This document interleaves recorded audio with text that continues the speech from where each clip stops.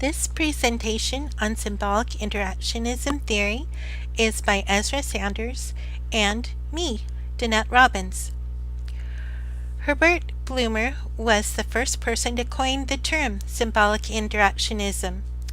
Of the three paradigms of science, positivistic, interpretive, and conflict, symbolic interactionism theory is in the interpretive category.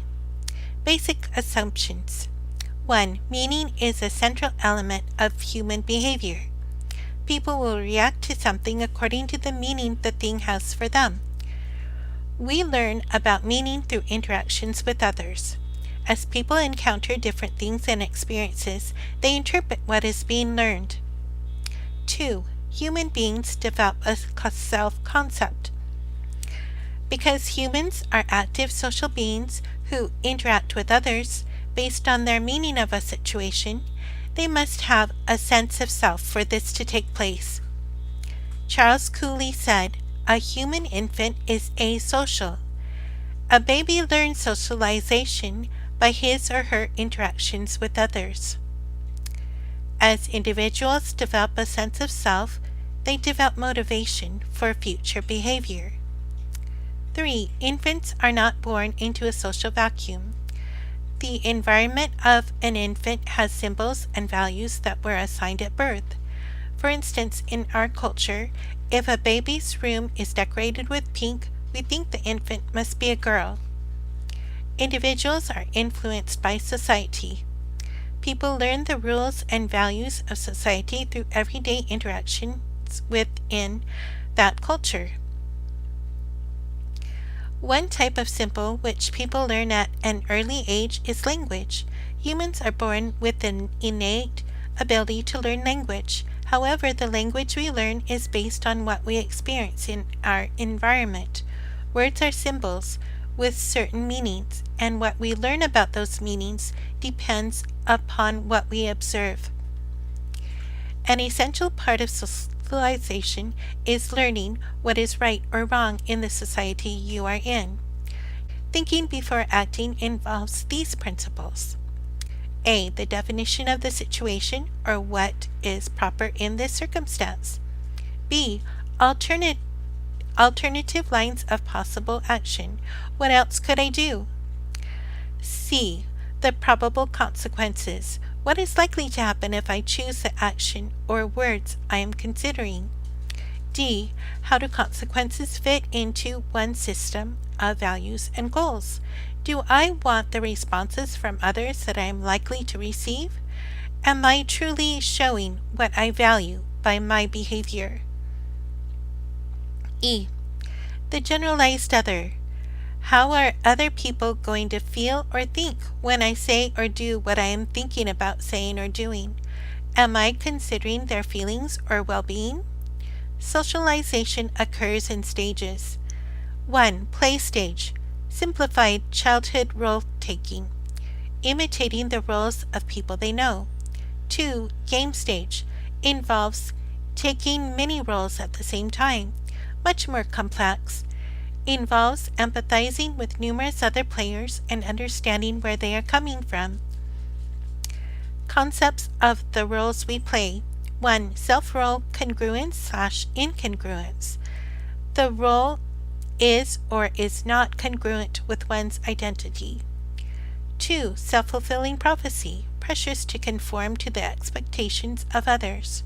One example is if a child does something wrong, like stealing, we may expect, even unconsciously, the same child to steal in the future. In symbolic interactionism, we look for the cause of human behavior by 1. Looking within the individual to their thoughts and feelings. 2. Perceiving their interpretations of norms and expectations of society. 3. Understanding why they choose to conform or deviate from norms. Alright, so Danette has given us a great outline of symbolic interaction and what it means. Let's go to this video clip of the Battle of Wits from The Princess Bride to see it in action. As this interaction happens, try to pick out a few symbolic points from both Wesley's side and Vizzini's side. It is down to you, and it is down to me. if you wish her dead, by all means, keep moving forward. Let me explain. There's nothing to explain. You're trying to kidnap what I've rightfully stolen. Perhaps an arrangement can be reached?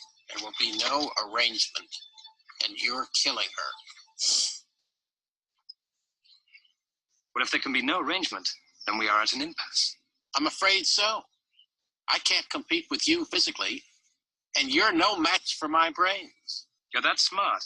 Let me put it this way. Have you ever heard of Plato, Aristotle, Socrates? Yes? Morons. Really? In that case, I challenge you to a battle of wits. For the princess? To the death? I accept. Good. Then pour the wine.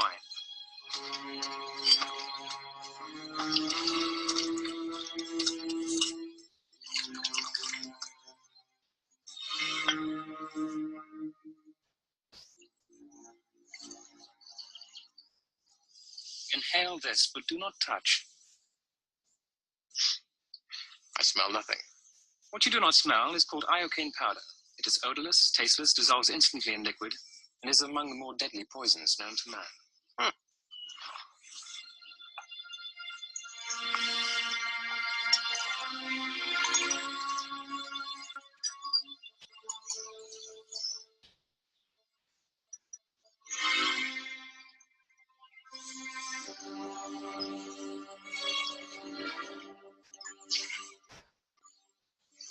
All right. Where is the poison? The battle of wits has begun. It ends when you decide and we both drink and find out who is right and who is dead. But it's so simple. All I have to do is divine from what I know of you. Are you the sort of man who would put the poison into his own goblet or his enemy's? Now, a clever man would put the poison into his own goblet because he would know that only a great fool would reach for what he was given. I'm not a great fool, so I can clearly not choose the wine in front of you.